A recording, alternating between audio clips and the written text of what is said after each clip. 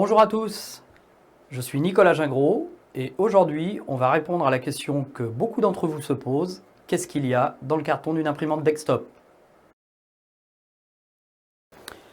Pour cette vidéo, on va utiliser cette imprimante qui est une ZD230 transfert thermique qui représente bien ce que l'on va retrouver dans tous les cartons des imprimantes desktop de notre gamme. Si on fait un focus sur l'étiquette que l'on retrouve sur le carton, on va retrouver des informations telles que le part number, c'est-à-dire la configuration de l'imprimante qui se trouve à l'intérieur, le numéro de série de l'imprimante et également les différentes MAC adresses des interfaces de communication de l'imprimante. Donc, sur ce modèle en particulier, on voit qu'on n'a pas d'interface Bluetooth, pas d'interface Wi-Fi, mais que cette imprimante est munie d'une interface Ethernet dont la MAC adresse est indiquée en clair.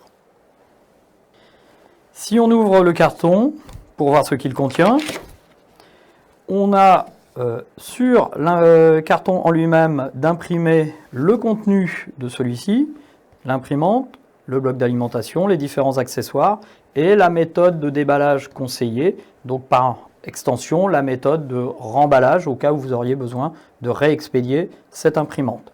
Alors sur ce modèle ZD230, on retrouve coller directement sur le carton une notice de mise en route, donc que je vais décoller, et dans laquelle vous retrouvez en fait toutes les informations de mise en route. Alors ce document peut varier dans sa forme.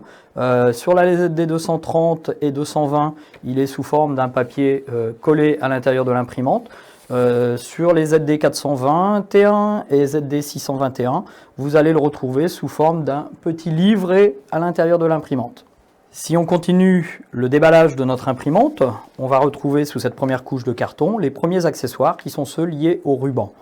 On va retrouver un premier axe en carton de 12,7 mm pour l'utilisation des rubans de 74 mètres.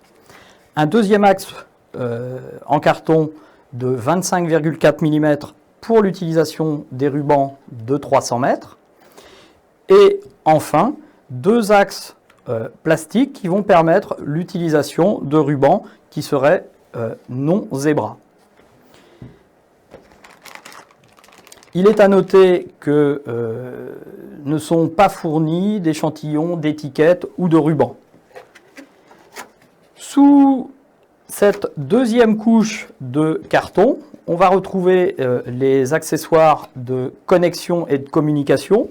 Donc un premier câble de communication qui est donc le câble USB qui est fourni avec toutes les imprimantes desktop. Un câble d'alimentation pour l'Angleterre, donc avec une prise au format anglais, et un deuxième câble d'alimentation au format européen. Et bien sûr, le bloc d'alimentation qui va nous permettre d'alimenter l'imprimante.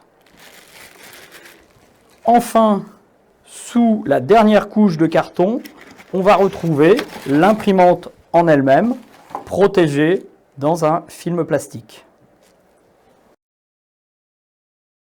Donc en résumé, toutes les imprimantes desktop, que ce soit les ZD230, les ZD621 ou les ZD421, vont inclure les accessoires d'alimentation, c'est-à-dire le bloc d'alimentation ainsi que les cordons secteurs.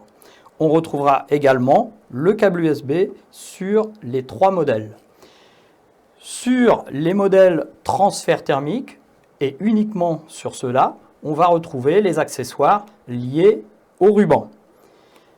Sur le modèle ZD220 et uniquement celui-ci, on ne retrouvera que le mandrin acceptant les rubans de 74 mètres puisque cette imprimante ne supporte que ces rubans de 74 mètres.